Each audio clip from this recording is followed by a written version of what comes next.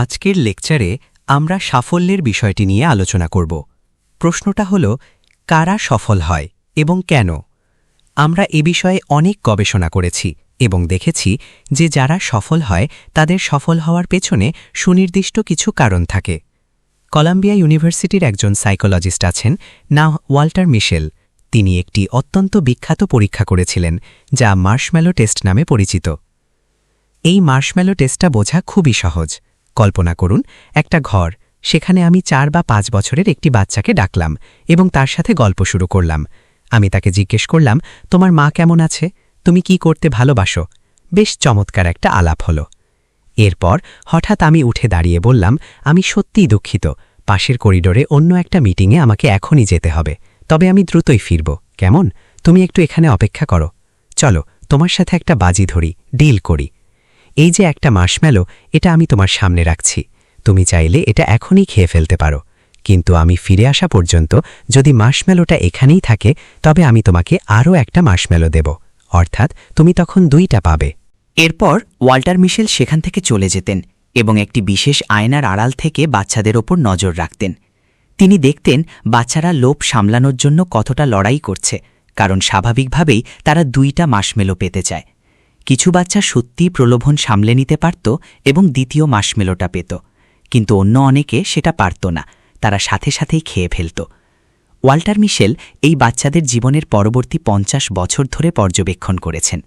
তিনি যা আবিষ্কার করলেন তা হল, যারা প্রলোভন সামলে দ্বিতীয় মার্শম্যালোটা পেয়েছিল, ভবিষ্যতে পড়াশোনায় তাদের ভালো করার সম্ভাবনা অনেক বেশি ছিল। তাদের পরীক্ষার স্কোর ছিল ভালো, কেরিয়ার ছিল অনেক বেশি স্থিতিশীল এবং তারা চাকরিতে দ্রুত পদোন্নতি পেয়েছিল। তাদের ব্যক্তিগত সম্পর্কগুলোও ছিল অনেক মজবুত। তারা জেল, জরিমানা, মাদক বা অ্যালকোহলের মতো সমস্যাগুলো এড়িয়ে চলতে পেরেছিল। এমনকি তারা শারীরিকভাবেও বেশি ফিট ছিল এবং দীর্ঘজীবী হয়েছিল। অন্যদিকে যারা প্রলোভন সামলাতে না পেরে সাথে সাথে মার্শম্যালোটা খেয়ে ফেলেছিল, তাদের জীবনে ঠিক এর উল্টো প্রভাব দেখা গিয়েছিল। ওয়াল্টার মিশেলের মতে সাফল্যের মূল চাবিকাঠি হল ডিলেইড গ্র্যাটিফিকেশন বা তাৎক্ষণিক তৃপ্তি বিসর্জন দেওয়ার ক্ষমতা। এর সহজ মানে হল, যারা সফল হয় তারা দীর্ঘমেয়াদী পরিকল্পনা করতে সক্ষম। আজকের সাফল্যের জন্য তারা প্রয়োজনীয় ত্যাগ স্বীকার করতে প্রস্তুত থাকে। উদাহরণস্বরূপ, যদি আমার বন্ধুরা বাইরে খেলাধুলা করে আর আমার হোমওয়ার্ক বাকি থাকে, তবে আমি বাইরে না গিয়ে ঘরে বসে হোমওয়ার্ক শেষ করব। এটাই হলো দীর্ঘমেয়াদী পরিকল্পনা বা ডিলেড গ্র্যাটিফিকেশন। একে সহজ কথায় আত্মনিয়ন্ত্রণ বা আবেগ নিয়ন্ত্রণও বলা যেতে পারে, অর্থাৎ নিজের আবেগকে নিয়ন্ত্রণে রাখা, রাগ হলে নিজেকে শান্ত করতে পারা। আমরা এখন এই বিষয়টি সম্পর্কে জানি, আর এ কারণেই স্কুলে ইমোশনাল রেগুলেশন বা কিভাবে নিজের আবেগ নিয়ন্ত্রণ করতে হয় এবং কিভাবে দীর্ঘমেয়াদী পরিকল্পনা করতে হয় সেটির ওপর গুরুত্ব দেওয়া হয়। এটি হলো সাফল্যের একটি থিওরি। সাফল্যের দ্বিতীয় থিওরিটি দিয়েছেন স্ট্যানফোর্ড ইউনিভার্সিটির আরেকজন সাইকোলজিস্ট ক্যারল ডুয়েক। তিনি মাইন্ডসেট নামে একটি বই লিখেছেন। তিনি বলেন যে যারা জীবনে সফল হয় তাদের গ্রোথ মাইন্ডসেট বা বিকাশমুখী মানসিকতা থাকে, আর যারা ব্যর্থ হয় তাদের থাকে ফিক্সড মাইন্ডসেট বা স্থবির মানসিকতা। মূল বিষয় হচ্ছে সহনশীলতা বা ঘুরে দাঁড়ানোর ক্ষমতা, রেজিলিয়েন্স। যাদের গ্রোথ মাইন্ডসেট আছে তারা যদি কোনো কাজে ব্যর্থ হয় বা হোঁচট খায়, তবে তারা নিজেকে বলে, এটি আমার শেখার একটি সুযোগ। তারা চিন্তা করে যে তারা কোথায় ভুল করেছে এবং পরের বার আরও ভালো করার চেষ্টা করে। অন্যদিকে ফিক্সড মাইন্ডসেটের মানুষরা ব্যর্থতা মেনে নিতে পারে না। তারা মনে করে যে তাদের উন্নতির কোনো ক্ষমতা নেই, তাই তারা সহজেই হাল ছেড়ে দেয়। অর্থাৎ গ্রোথ মাইন্ডসেটের মানুষরা ব্যর্থ হলে আরও কঠোর পরিশ্রম করে, আর ফিক্সড মাইন্ডসেটের মানুষরা হাল ছেড়ে দেয়। সাফল্যের তৃতীয় ধারণাটি দিয়েছেন সুইডিশ সাইকোলজিস্ট কে অ্যান্ডার্স এরিকসন। তিনি জানতে চেয়েছিলেন কেন নির্দিষ্ট কিছু মানুষ ভালো অ্যাথলিট বা মিউজিশিয়ান হতে পারে।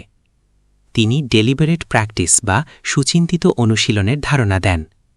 তিনি দেখেন যে যারা অ্যাথলিট বা মিউজিশিয়ান হতে চায় তারা সবাই কঠোর পরিশ্রম করে, কিন্তু যারা সফল হয় তারা কৌশলগতভাবে স্ট্র্যাটেজিক্যালি অনুশীলন করে। যারা শুধু কঠোর পরিশ্রম করে তারা কেবল দীর্ঘ সময় কাজ করে যায়, কিন্তু যারা কৌশলগতভাবে কাজ করে তাদের একটি সুনির্দিষ্ট পরিকল্পনা থাকে। পরিকল্পনাটি এমন, আমার লক্ষ্য কি, আমি কিভাবে এই লক্ষ্য অর্জন করব এবং আমি কিভাবে আমার পরিকল্পনাকে আরও উন্নত করব। তারা প্রতিনিয়ত নিজেদের অনুশীলনগুলো পর্যবেক্ষণ করে এবং বোঝার চেষ্টা করে তাদের দুর্বলতা কোথায়। এরপর তারা সেই দুর্বলতা কাটানোর জন্য পরিকল্পনা করে এবং তা মেনে চলে। যদি পরিকল্পনাটি কাজে দেয় তবে তারা সেটি চালিয়ে যায়, আর কাজ না করলে তারা পরিকল্পনা বদলে ফেলে। একে বলা হয় সেলফ রিফ্লেকশন বা আত্মসমীক্ষা। কে অ্যান্ডারসন এরিকসন আবিষ্কার করেছেন যে আপনি যদি এটি করতে পারেন তবে আপনি যে কোনো কিছুতেই সফল হবেন, এবং এটি সত্য। এর সত্যতা প্রমাণ করেছেন ডানিং এবং ক্রুগার নামে দুইজন আমেরিকান সাইকোলজিস্ট। তারা একটি পরীক্ষা করেছিলেন। তাদের সাইকোলজি ক্লাসের 500 জন ছাত্রকে তারা একটি আইকিউ টেস্ট দিতে বললেন। টেস্টের পর প্রত্যেককে জিজ্ঞেস করা হলো, তোমার কি মনে হয় তুমি পরীক্ষায় কেমন করেছ? তুমি কি ওপরের 5% মধ্যে আছো নাকি নিচের 5%? দেখা গেল কেউই নিজের সঠিক অবস্থান বলতে পারেনি। যারা টপ 5% ছিল তারা ভেবেছিল যে তারা হয়তো টপ 20% আছে, কারণ তাদের কাছে পরীক্ষাটি সহজ মনে হয়েছিল, তাই তারা ধরে নিয়েছিল যে এটি বোধহয় সবার জন্যই সহজ ছিল। সবচেয়ে অদ্ভুত ব্যাপার হল, যারা পরীক্ষায় সবচেয়ে কম নম্বর পেয়েছে তারা ভেবেছিল যে তারা অন্তত গড় ফল করবে।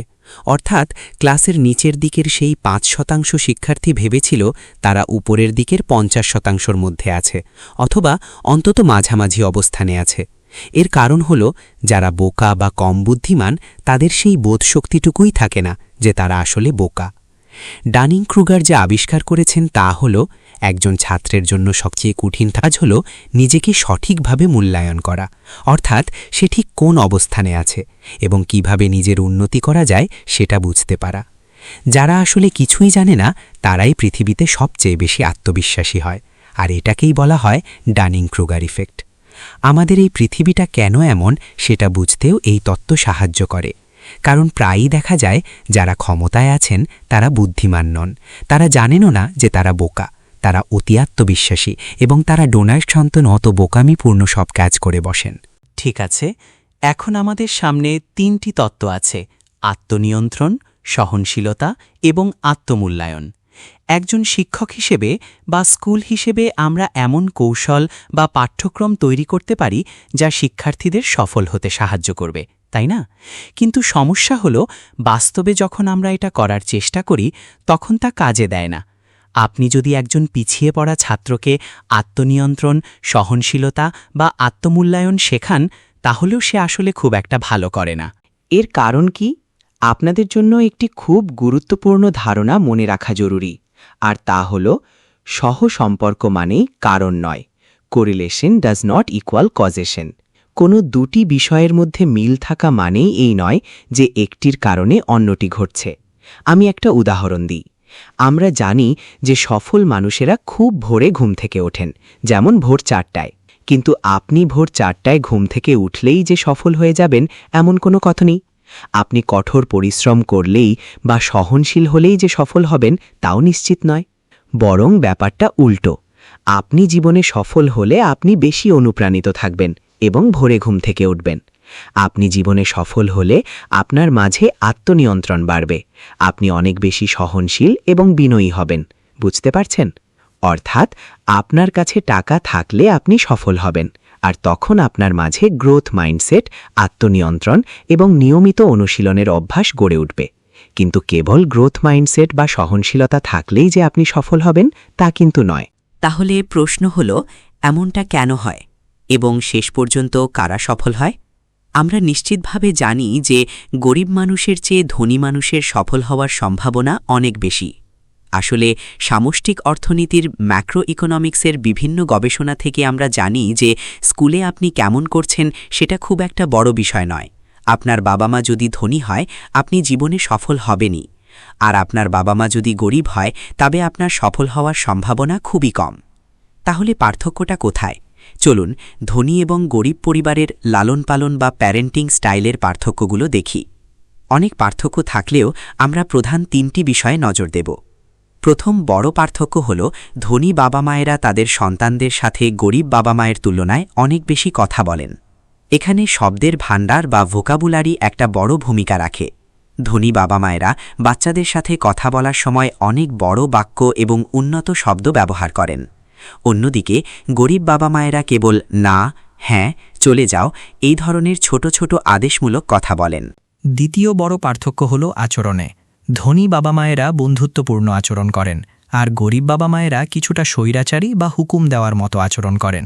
যেমন ধরুন, কোনো এক ধনী পরিবারের সন্তান যদি চুলার আগুন ছুঁয়ে হাত পুড়িয়ে ফেলে, তবে তার বাবা মা বলবেন, দেখো তুমি ভুল করে ফেলেছ, সমস্যা নেই, আমি তোমাকে বুঝিয়ে বলছি কেন আগুন ছোঁয়া ক্ষতিকর, কারণ এতে তোমার হাত পুড়ে যাবে, ডাক্তারের কাছে যেতে হবে এবং তোমার কষ্ট হলে আমাদেরও খারাপ লাগবে।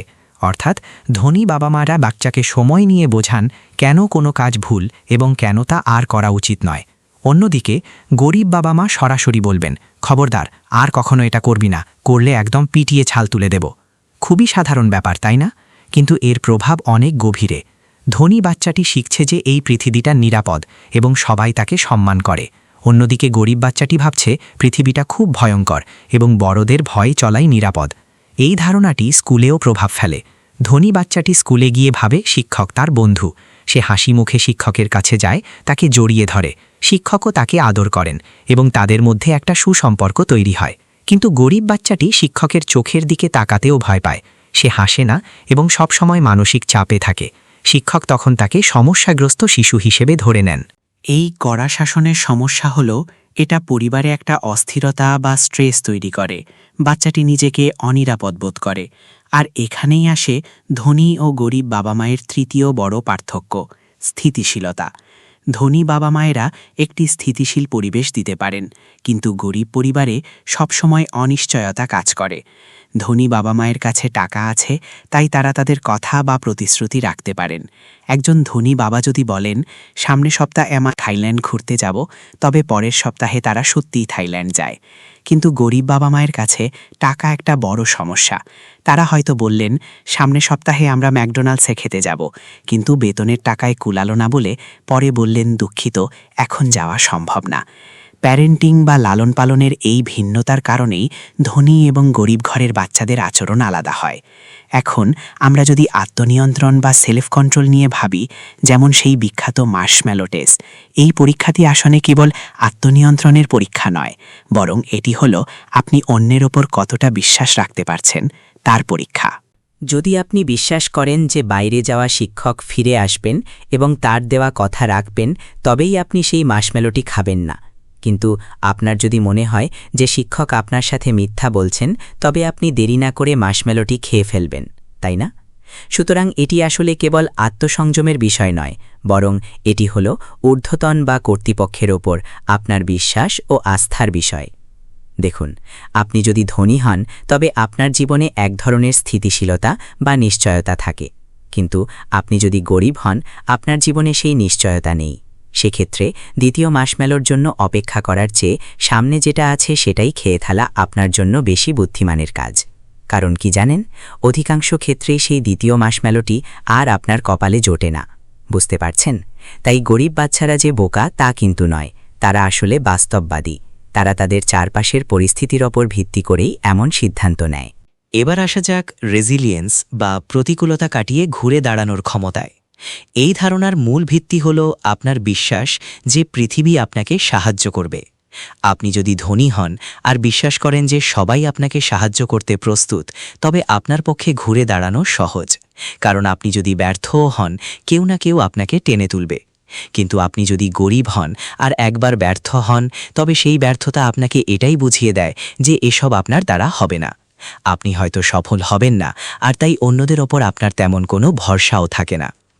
আরেকটি বিষয় হল সেলফ অ্যাসেসমেন্ট বা নিজের ভেতরটা দেখা। একজন গরিব শিশু যে প্রচুর মানসিক চাপের মধ্যে বড় হয়, তার জন্য নিজের ভেতরটা দেখা বা আত্মচিন্তা করা খুব কঠিন। কারণ সে যখনই নিজের দিকে ফিরে তাকায়, তখন নিজের কষ্ট আর মানসিক যন্ত্রণা ছাড়া আর কিছুই দেখতে পায় না। বাবা মায়ের এই ভিন্ন ভিন্ন কৌশলগুলো দেখলেই আমরা বুঝতে পারি কেন এক একজন ছাত্রের আচরণ এক এক রকম হয়। এটি শোনার পর আপনি হয়তো ভাবতে পারেন, আচ্ছা, তাহলে তো স্কুলগুলোতে আত্মসংযম বা ঘুরে দাঁড়ানোর শিক্ষা দেওয়ার চেয়ে ভালো প্যারেন্টিং বা বাবা মায়ের দক্ষতা বাড়ানোর ওপর জোর দেওয়া উচিত। এর মানে হলো আমরা এমন স্কুল তৈরি করি যেখানে বাচ্চারা অনেক নতুন নতুন শব্দ শিখবে, শিক্ষকরা হবে বন্ধুত্বপূর্ণ এবং যেখানে একধর্মের স্থিরতা থাকবে। আমরা এটি চেষ্টাও করেছি এবং এটি বেশ কার্যকরও হয়েছে, কিন্তু শেষ পর্যন্ত এটিও পুরোপুরি কাজ করে না। কেন? কারণ বাচ্চারা যখন স্কুলে আসে ততদিনে অনেক দেরি হয়ে গেছে, তাদের বিশ্বদর্শন বা জগৎ দেখার দৃষ্টিভঙ্গি ততদিনে তৈরি হয়ে গেছে। তখন আপনি হয়তো বলবেন, তাহলে চলুন বাবা মায়ের আচরণ পরিবর্তন করি। কিন্তু সেটা করতে গিয়ে আপনি বুঝবেন যে তাদের আচরণও হুট করে পরিবর্তন করা সম্ভব নয়। তাই আপনি যাই করেন না কেন, দিন শেষে ধনী আর গরিবের মধ্যে এক বিশাল ব্যবধান থেকেই যায়। ধনীরা ধনীই থেকে যায় আর গরিবরা থেকে যায় গরিব। এখন আমাদের প্রশ্ন হলো, কেন এমন হয়? এর কারণ হলো সমাজ একটি বিশেষ কাঠামোর হায়ারার্কির ওপর দাঁড়িয়ে, আর এই কাঠামোটি সাধারণত ধনী আর গরিবের মধ্যে বিভক্ত। এই দুই দুনিয়া দিন আর রাতের মতো আলাদা। একজন গরিব মানুষ হিসেবে বেঁচে থাকতে হলে আপনাকে অবশ্যই কর্তৃপক্ষের আদেশ মেনে চলতে হবে। কিন্তু আপনি যদি ধনী হন, তবে অন্যদের সাথে তাল মিলিয়ে চলার বা নিজের স্বার্থ আদায় করার সেরা উপায় হল আলোচনা বা দর কষাকষি করা। এই নেগোসিয়েশন মানে বিতর্কও হতে পারে, যেমন কে বস হবে, চলুন এ নিয়ে বিতর্ক করি, তথ্য প্রমাণ তুলে ধরি এবং খুঁজে বের করি কার বস হওয়া উচিত। অর্থাৎ এখানে আলোচনা মানেই হল যুক্তিতর্ক। এই বিষয়টি আমাদের বুঝতে সাহায্য করে কেন বিভিন্ন বাবা মা তাদের সন্তানকে ভিন্নভাবে বড় করেন। আপনি যদি গরিব বাবা মা হন, আপনার দায়িত্ব হলো এটা নিশ্চিত করা যেন আপনার সন্তান আদেশ মানতে শেখে। এই কারণেই আপনি সন্তানকে হুকুম দেন। কিন্তু আপনি যদি ধনী বাবা মা হন, আপনি চান আপনার সন্তান যেন কর্তৃপক্ষের সাথে আলোচনা বা বিতর্ক করতে পারে। আর এই কারণেই আপনি আপনার সন্তানকে সম্মান করেন এবং তাকে শেখান কিভাবে যুক্তি দিতে হয়, কিভাবে অন্যদের সাথে নিজের দাবি নিয়ে আলোচনা করতে হয়, কারণ তারা ভিন্ন ভিন্ন পরিবেশে বড় হচ্ছে। সহজ কথায়, প্রথম দিন থেকেই ধনী বাচ্চারা জানে যে তারা গরিব বাচ্চাদের তুলনায় সম্পূর্ণ আলাদা একটি খেলায় অংশ নিচ্ছে। এখন আবার বাবা মায়ের কথায় ফিরে আসি। গরিব বাবা মায়েরা তাদের সন্তানদের হুকুম দেন, খুব একটা কথা বলেন না, মনের ভাব আদান প্রদান করেন না এবং অনেক সময় কথা দিয়েও রাখেন না। এই তিনটি কাজ করলে পরিণাম যে খুব একটা ভালো হয় না তা আমরা জানি। কিন্তু তারা এটা কেন করেন? তারা এই খেলাটি খেলছেন না তাদের সন্তানের ভবিষ্যৎ উজ্জ্বল করার জন্য। তারা খেলছেন যেন তারা তাদের চারপাশের মানুষ, যেমন সহকর্মী, পরিবার বা কর্তৃপক্ষের সাথে তাল মিলিয়ে চলতে পারেন। অর্থাৎ পুলিশ, বস এবং পরিবারের সাথে মানিয়ে চলাই তাদের মূল লক্ষ্য। একজন অভিভাবক হিসেবে আপনি সবসময় ভাবছেন কিভাবে পুলিশ, আপনার বস বা আপনার পরিবারের সাথে মানিয়ে চলবেন। আপনি যদি গরিব হন এবং পুলিশ সেটা জানে, তবে তারা আপনাকে হেনস্থা করবে। আপনি যদি পাল্টা লড়াই করেন, তবে পুলিশ আপনাকে জেলে পাঠাবে। তাই আদেশ মেনে নেওয়া এবং চ্যালেঞ্জ না করাটাই আপনার জন্য জরুরি, কারণ চ্যালেঞ্জ করলে আপনি বিপদে পড়বেন। বসের কথা ধরুন, আপনি যদি গরিব হন, আপনার বস আপনাকে শুধু হুকুমই দেবে। তাই আপনার সন্তানের জন্য এটা শেখা খুব জরুরি যে কিভাবে আদেশ পালন করতে হয়। প্রশ্ন করা বা তর্ক করার চেয়ে আদেশ পালন করা বা অন্তত মুখ বন্ধ রাখাটাই তার জন্য নিরাপদ। আর পরিবারের ক্ষেত্রে লক্ষ্য থাকে সবার সাথে সুসম্পর্ক বজায় রাখা, যারা আপনাকে বিপদে সাহায্য করবে, যার মানে হল একই মূল্যবোধ লালন করা। আপনার পরিচিতরা যদি তাদের সন্তানদের এভাবেই বড় করে, আপনিও তাদের অনুকরণ করবেন। একজন গরিব মানুষের জন্য সন্তান লালন পালনের এটাই সবচেয়ে কার্যকর কৌশল। বুঝতে পারছেন? কারণ আপনি যদি অন্য পথে হাঁটেন, যেমন আপনি যদি সন্তানের বন্ধু হতে চান, তার সাথে খোলামেলা কথা বলেন বা নিয়মিত প্রতিশ্রুতি রক্ষা করেন, তবে আপনার বন্ধু এবং পরিবার ভাববে যে আপনি কিছু একটা ভুল করছেন। তারা এটা ভাববে না যে, ও খোদা, আপনি তো একজন মহৎ অভিভাবক যিনি অনেক বই পড়ে অনেক কিছু শিখেছেন। বরং তারা ভাববে আপনার নিশ্চয়ই কোনো সমস্যা আছে। আমি আপনাদের একটা উদাহরণ দিই। আমার আর আমার স্ত্রীর 3টে বাচ্চা আছে। আমাদের সন্তানদের আমরা কিভাবে বড় করছি সেটা বলি। প্রথমত, আমরা ওদের প্রচুর স্বাধীনতা দিই। আমরা ওদের ওপর 1000টা অ্যাক্টিভিটির বোঝা চাপিয়ে দিই না। আমরা ওদের অঙ্ক ক্লাসে পাঠাই না, সুইমিং ক্লাসে পাঠাই না, এমনকি পিয়ানো ক্লাসেও পাঠাই না। আমরা শুধু ওদের দৌড়ে বেড়াতে আর খেলাধুলা করতে দিই। আরেকটা ব্যাপার হলো, আমরা আমাদের বাচ্চাদের সাথে প্রচুর কথা বলি। আমরা আমাদের পরিবারে এক ধরনের গণতন্ত্রে বিশ্বাস করি। কোনো সিদ্ধান্ত নিতে হলে আমরা সবাই মিলে আলোচনা করি। সাধারণত একটা চাইনিজ পরিবারে বাচ্চাদের খুব টাইট শিডিউল থাকে, তাই না? কিন্তু আমরা যেটা করি সেটা একদম আলাদা। আমরা ওদের গল্প শোনাই, অন্য চাইনিজ পরিবারগুলো বাচ্চাদের দিয়ে অঙ্ক করায়, অর্থাৎ আপনারা যেভাবে বড় হয়েছেন আমরা আমাদের বাচ্চাদের তার চেয়ে একদম ভিন্নভাবে বড় করছি। আর আমরা এটা করছি কারণ আমি আর আমার স্ত্রী প্যারেন্টিং নিয়ে প্রচুর পড়াশোনা করি, অনেক সময় দিই। আমি কয়েক দশক ধরে পড়াশোনা করেছি এটা বের করার জন্য যে সবচেয়ে ভালো শিক্ষা আসলে কোনটা হতে পারে, আর সেই কারণেই আমরা এই পথটা বেছে নিয়েছি। আর জানেন এর ফল কি? এই কারণে চীনে আমাদের কোনো বন্ধু নেই। আত্মীয় স্বজন আছে ঠিকই, কিন্তু তারা সবাই মনে করে আমরা পাগল হয়ে গেছি। কিন্তু আমরা এটা করি কারণ আমাদের কাছে সবচেয়ে গুরুত্বপূর্ণ হলো আমাদের সন্তানরা যেন সুখী আর সুস্থ থাকে, আর তারা যেন সৃজনশীল হওয়ার এবং জীবনে সফল হওয়ার সুযোগ পায়। কারণ আমি মনে করি প্রথাগত পদ্ধতিতে চললে একটা বাচ্চা সৃজনশীল হতে পারে না, সফল হওয়াও কঠিন। কিন্তু ওই পুরনো পদ্ধতিতে চললে আপনার বাচ্চা চীনের সমাজের সাথে খুব সহজে মানিয়ে নিতে পারবে। অর্থাৎ অনেক সময় প্যারেন্টিংয়ের লক্ষ্য বা অনুপ্রেরণা বাচ্চার সফলতা নয়, বরং লক্ষ্যটা থাকে বাচ্চা যেন চীন বা তার চারপাশের সামাজিক পরিবেশের সাথে খাপ খাইয়ে চলতে পারে। আর এই কারণেই মানুষের আচরণ পরিবর্তন করা খুব কঠিন। সামাজিক কাঠামো এত কঠোর হওয়ার কারণ এটাই, মানুষ আসলে শুধু সমাজের সাথে ফিট হওয়ার জন্য এই খেলাটা খেলে। বুঝতে পারছেন তো? আমরা জানি যে কিছু গরিব ঘরের বাচ্চা সফল হয়, যেমন আমি নিজেই একটা গরিব ঘরের সন্তান ছিলাম যে সফল হয়েছে। আমরা যখন কানাডার টরন্টোতে ইমিগ্রেশন নিয়ে যাই তখন আমার বয়স ছিল 6 বছর। আমার বাবা সেখানে থালা বাসন মাজার কাজ ডিশওয়াশার করতেন। আমরা খুব গরিব ছিলাম, কিন্তু আমি সফল হয়েছি কারণ আমি কানাডা ছেড়ে যুক্তরাষ্ট্রে চলে এসেছিলাম। কানাডা খুব রক্ষণশীল বা অনমনীয় জায়গা, সেখানে গরিবরা একটু উপরে উঠতে পারে কিন্তু খুব বেশি দূর যেতে পারে না। আমি সফল হতে পেরেছিলাম কারণ আমি যুক্তরাষ্ট্রে পড়াশোনা করার জন্য স্কলারশিপ পেয়েছিলাম। সুযোগ আছে ঠিকই, কিন্তু সমস্যা হলো এর জন্য আপনাকে আপনার কমিউনিটি বা চেনা পরিবেশ ছেড়ে বেরিয়ে আসতে হবে। বিষয়টা কি বুঝতে পারছেন? সফল হওয়ার একটা উপায় হল নিজের চেনা সমাজকে ত্যাগ করা, কিন্তু এটা অত্যন্ত ঝুঁকিপূর্ণ। এই ঝুঁকি নেওয়ার জন্য আপনাকে প্রচণ্ড ব্যক্তিকেন্দ্রিক হতে হবে। বেশিরভাগ মানুষ এটা করে না, কারণ সবচেয়ে নিরাপদ অপশন হল নিজের সমাজের ভেতরে থাকা। ওটাই আপনার টিকে থাকার সবচেয়ে বড় গ্যারেন্টি। কিন্তু আপনি যদি আপনার কমিউনিটি ছেড়ে দিয়ে ভাবেন আমি অন্য কোথাও গিয়ে ভাগ্য পরীক্ষা করব, তবে সেটা হবে একটা বিশাল ঝুঁকি। তো আপনাকে যদি সফল হতে হয় তবে ঝুঁকি নিতেই হবে। আরেকটা উপায় হল যুদ্ধ। ঐতিহাসিকভাবে সমাজে নিজের অবস্থান পরিবর্তন করার সবচেয়ে বড় মাধ্যম ছিল যুদ্ধ। আপনি যদি যুদ্ধে গিয়ে খুব ভালো করেন তবে আপনার পদোন্নতি হবে এবং জীবনে উন্নতি করবেন। কিন্তু আবারও বলছি, যুদ্ধ মানেই বিশাল ঝুঁকি, কারণ আপনার মারা যাওয়ার সম্ভাবনাই বেশি। শুধু যুদ্ধ নয়, বিপ্লবের ক্ষেত্রেও একই কথা খাটে। আর অবশ্যই সফল হবার সবচেয়ে সহজ উপায় হলো উঁচুকুলে বিয়ে করা, ম্যারিং আপ। মনে আছে প্রথম ক্লাসে আমরা ডেটিং গেম নিয়ে কথা বলেছিলাম, যেখানে নারীরা শুধু 5 এবং 4 ক্যাটাগরির পুরুষদের চায়? এর কারণ হল 5 আর 4 হল উচ্চ মর্যাদার প্রতীক, আর 3, 2, 1 হল নিম্ন মর্যাদা। একজন নারী হিসেবে আপনি নিশ্চয়ই কোনো নিম্ন মর্যাদার পরিবারে বিয়ে করতে চাইবেন না, কারণ তাতে আপনার সন্তানদের ভবিষ্যৎ নষ্ট হয়ে যাবে। তাই সবচেয়ে ভালো অপশন হলো একটা ঝুঁকি নিয়ে উচ্চ মর্যাদার কোনো পরিবারে বিয়ে করা। ঐতিহাসিকভাবে যুদ্ধ আর উঁচুকুলে বিয়ে করাই ছিল সামাজিক অবস্থান পরিবর্তনের প্রধান দুটি পথ। আজকের পৃথিবীতে নিজের সমাজ ছেড়ে চলে যাওয়াও সফলতার পথ হতে পারে। সহজ কথায় এমন কোথাও ইমিগ্রেশন নিয়ে যাওয়া যেখানে সফল হওয়ার সুযোগ বেশি, যেমন যুক্তরাষ্ট্র। তবে অন্যভাবে বললে আপনাকে অনেক বেশি ভাগ্যবান হতে হবে। অনেক গরিব মানুষ মনে করে আমি কঠোর পরিশ্রম করেছি আর আমি মেধাবী, তাই আমি সফল হয়েছি।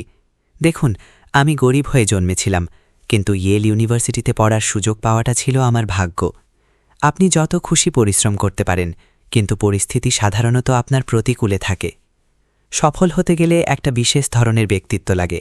আপনাকে প্রচণ্ড উচ্চাকাঙ্ক্ষী হতে হবে এবং ঝুঁকি নেওয়ার অসীম ক্ষমতা থাকতে হবে। বেশিরভাগ মানুষের সেটা থাকে না। তাই হ্যাঁ, কিছু মানুষ তাদের ব্যাকগ্রাউন্ড ছাপিয়ে সফল হয় ঠিকই, কিন্তু সেটা নিয়মের চেয়ে ব্যতিক্রমী বেশি। বিষয়টা কি পরিষ্কার? ভাগ্য আসলে এক ধরনের স্ট্র্যাটেজি বা কৌশল। এর মানে হল আপনি নিজেকে এমন এক জায়গায় নিয়ে যাচ্ছেন যেখানে আপনার ভাগ্যবান হওয়ার সুযোগ তৈরি হয়। আমি কানাডা ছেড়ে যুক্তরাষ্ট্রে গিয়েছিলাম কারণ আমি জানতাম যে কানাডায় আপনি যত পরিশ্রমই করেন না কেন কেউ পাত্তা দেবে না, কিন্তু যুক্তরাষ্ট্রে যদি আপনি কঠোর পরিশ্রম করেন তবে ভাগ্য আপনার সহায় হতে পারে এবং আপনার এমন কারো সাথে দেখা হয়ে যেতে পারে যে বলবে, বাহ, তুমি তো খুব পরিশ্রমী, আমি তোমাকে প্রমোট করতে চাই। তো আপনি ঠিকই বলেছেন, আপনি কৌশলে আপনার ভাগ্যের সুযোগ বাড়িয়ে নিতে পারেন, কিন্তু দিন শেষে সেটা ভাগ্যই। আর যারা সফল হয় তারা আসলে কৌশলগতভাবে অনেক দূরের চিন্তা করতে পারে। তারা নিজেদের এমন একটা অবস্থানে নিয়ে যায় যেখানে ভাগ্য তাদের সহায় হওয়ার সুযোগ পায়। ঠিক আছে, তাদের মধ্যে প্রায়ই আমরা যেসব গুণের কথা বলি সেগুলো থাকে, যেমন আত্মনিয়ন্ত্রণ, প্রতিকূলতা কাটিয়ে ওঠার ক্ষমতা, আর নিজের ভেতরে তাকিয়ে নিজেকে ভালোভাবে বোঝার ক্ষমতা, অর্থাৎ আপনি কোন কাজে ভালো সেটা বোঝা। তো সফল হতে গেলে আসলে অনেকগুলো বিষয়ের সমন্বয় লাগে, কিন্তু আমি যে পয়েন্টটা বোঝাতে চাচ্ছি তা হলো এই সফল মানুষেরা আসলে সংখ্যায় খুব কম, বড়জোর জনসংখ্যার 1%, এবং তারাও কিন্তু ভাগ্যের ওপর নির্ভরশীল। এখন এখান থেকে একটা প্রশ্ন আসে, আমি যেভাবে পুরো বিষয়টাকে সাজিয়েছি, যেখানে একদিকে আছে গরিব আর অন্যদিকে ধনী, আমরা যেমনটা আলোচনা করলাম তারা আসলে যার যার নিজের জগতে বাস করে এবং একে অপরের সাথে তাদের খুব একটা যোগাযোগ হয় না। তাদের সন্তান লালন পালনের কৌশল আলাদা, জীবন নিয়ে দৃষ্টিভঙ্গিও আলাদা।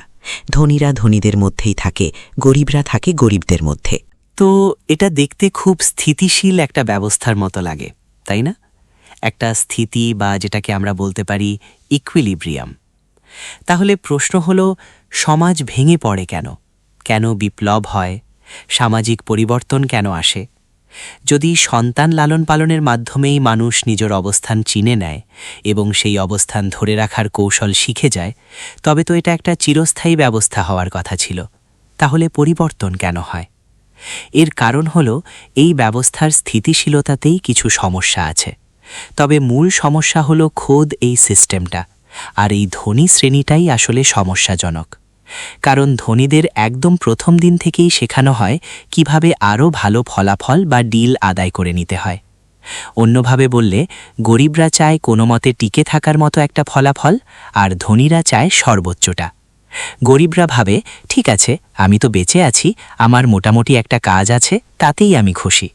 কিন্তু ধনীরা ভাবে, না, আমাকে সবার উপরে থাকতে হবে, সমাজে নিজের অবস্থান আরও উন্নত করতে হবে, না হলে জীবনের মানে কি? তো তাদের প্রত্যাশা থাকে অনেক বেশি, আর গরিবদের কম। আর এখানেই সমস্যা তৈরি হয়, কারণ ক্ষমতা হলো একটা জিরো সাম গেম, মানে ওপরের দিকে জায়গা খুব সীমিত, মাত্র কয়েকজনই সেখানে থাকতে পারে। ফলে একসময় এমন পরিস্থিতি তৈরি হয় যে ধনী মানুষের সংখ্যা অনেক বেড়ে যায়, কিন্তু সেই তুলনায় পাওয়ারফুল পজিশন বা শক্তিশালী পথ খালি থাকে না। একেই বলা হয় এলিট ওভার প্রোডাকশন। তখন যা হয়, ক্ষমতা পাওয়ার জন্য ধনীদের একটা অংশ বর্তমান ক্ষমতার বিরুদ্ধে গরিবদের একটা অংশের সাথে হাত মেলায়। অর্থাৎ সব বিপ্লবী আসলে যাদের অনেক আছে বনাম যাদের কিছু আছে তাদের মধ্যেকার লড়াই। এটা কখনোই সরাসরি ধনী বনাম গরিবের লড়াই নয়, এটা সবসময় হ্যাভ আ লট বনাম হ্যাভ সামের লড়াই। যেমন ধরুন, যারা চীনা বিপ্লবের নেতৃত্ব দিয়েছিলেন, মাও জেদং, চৌ এনলাই বা দেং শিয়াওপিং, তারা কিন্তু মোটেও গরিব ছিলেন না বা গরিব পরিবার থেকে আসেননি, কিন্তু তারা আবার ওই পর্যায়ের ধনীও ছিলেন না। চীনা বিপ্লব আসলে ছিল শহরের এলিট বনাম গ্রামের এলিটের লড়াই। মানবিতিহাসের প্রতিটি বিপ্লবের দিকে তাকালে আপনি এমনটাই দেখতে পাবেন। চীনের ইতিহাসের পুরনো বিপ্লবগুলো লক্ষ্য করলে দেখবেন সেগুলোর নেতৃত্ব দিয়েছে মধ্যবিত্ত বা উচ্চাকাঙ্ক্ষী শ্রেণী, বিশেষ করে বণিকরা। কারণ সমাজে তখন তাদের প্রতি অনেক বৈষম্য করা হতো, অথচ তাদের কাছে টাকা ছিল। তারা সেই টাকাকে ক্ষমতায় রূপান্তর করতে চেয়েছিল।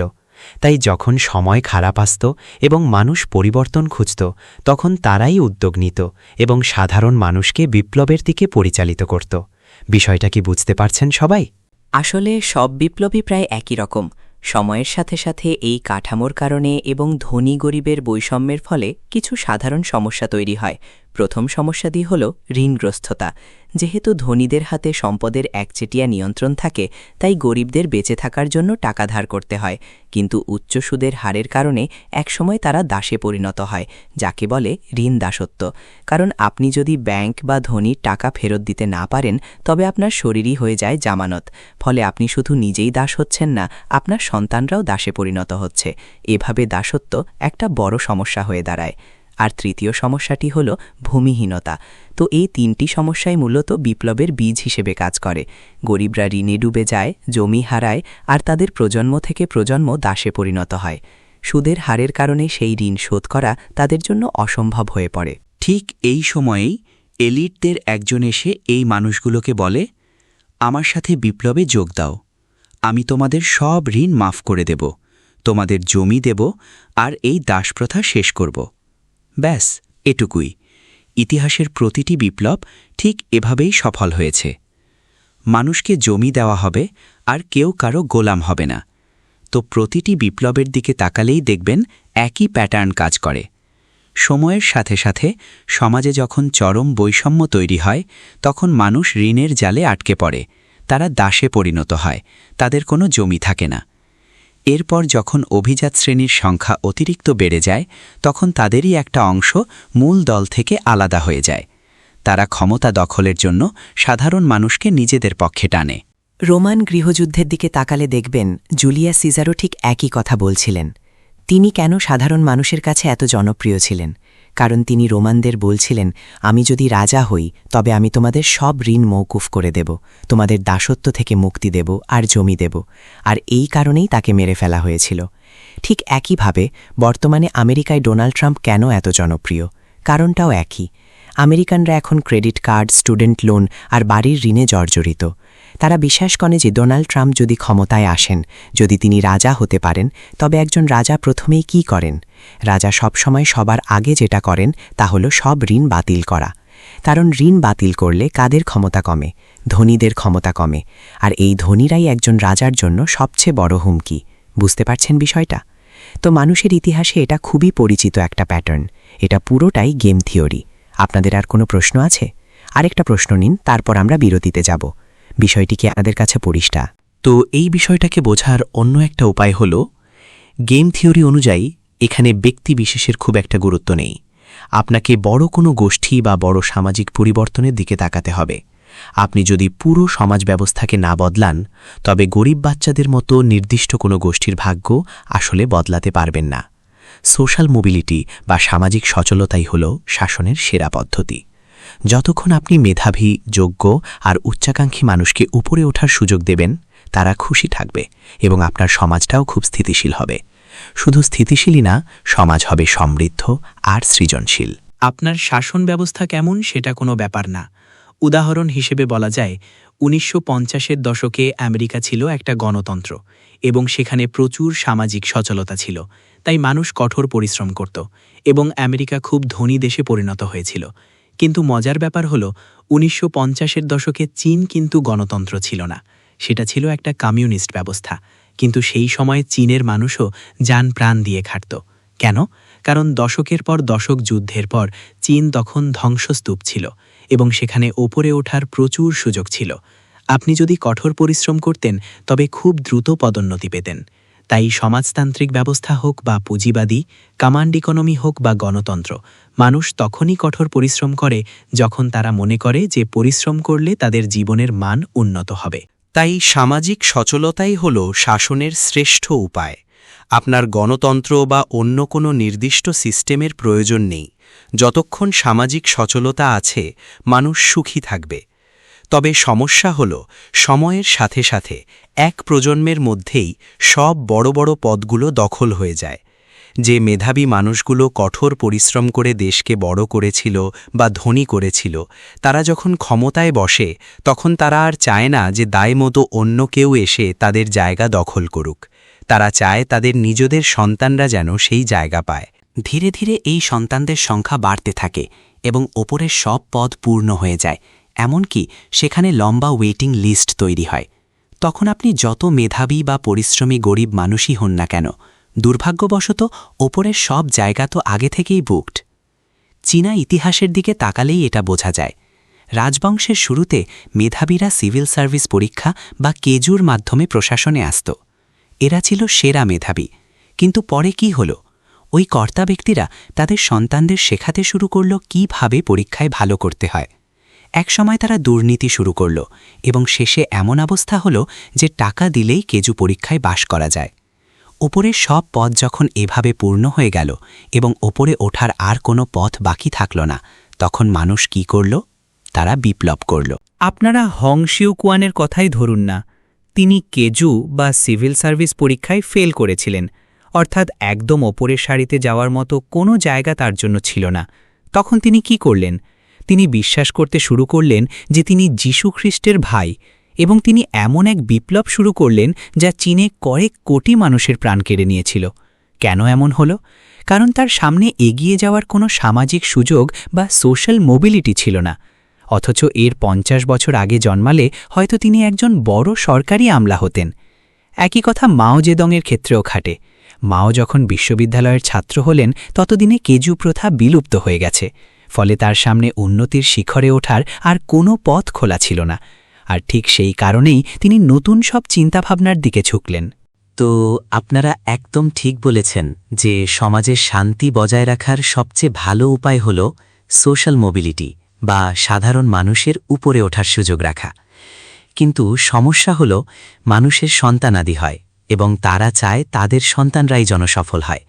তারা পুরো সিস্টেমটাকে এমনভাবে সাজায় যাতে কেবল তাদের ছেলেমেয়েরাই সফল হতে পারে, যা বাকি সবার পথ বন্ধ করে দেয়। তখন সাধারণ মানুষের সামনে সিস্টেমটা ভেঙে ফেলা ছাড়া আর কোনো পথ খোলা থাকে না। এটাকে আপনি বলতে পারেন গেম রিসেট, আর বিপ্লব মানেই হল এই গেম রিসেট। সহজভাবে বললে, ধরুন ১০০ জন মানুষ একটা খেলা খেলছে, সেখানে ১০ জন মানুষ বারবার জিতছে, আর তারা জেতার জন্যই খেলছে। তখন বাকি ৯০ জন বলবে, ধুর, এই খেলা আর খেলব না, চলো নতুন কোনো খেলা শুরু করি। কিন্তু ওই ১০ জন বলবে, না না, আমরা তো এই খেলাটা খেলতেই পছন্দ করছি। যখন দুই পক্ষ এক হতে পারে না, তখন ওই ৯০ জন মানুষের সামনে বিপ্লব করা ছাড়া আর কোনো উপায় থাকে না। এই বিপ্লবই গেম রিসেট করার সুযোগ দেয়, যার ফলে আবারও সমাজে সোশ্যাল মোবিলিটি বা সচলতা ফিরে আসে। মানব ইতিহাসের ধারাটা ঠিক এই রকমই। হয় আপনি মই বেয়ে উপরে উঠবেন, আর তারা যদি আপনাকে উপরে উঠতে না দেয় তবে আপনার উচিত হবে পুরো খেলাটাই ভেঙে দেওয়া। কিন্তু দুর্ভাগ্যবশত আপনি যখন একবার ক্ষমতায় চলে আসেন তখন আপনিও চান আপনার সন্তানরাই যেন সেই ক্ষমতার উত্তরাধিকারী হোক। তাই আপনি খেলার নিয়মগুলো এমনভাবে পাল্টে দেবেন যাতে শুধু আপনার সন্তানরাই সফল হতে পারে। আর এই কারণেই স্কুলগুলো আজ এই অবস্থায়। ধনীদের স্কুল আর গরিবদের স্কুল আকাশ পাতাল তফাত। ধনীদের স্কুলে অনেক স্বাধীনতা থাকে, সৃজনশীলতা থাকে, শিক্ষকরাও খুব দক্ষ হন। অন্যদিকে গরিবদের স্কুলে ঠিক তার উল্টোটা ঘটে।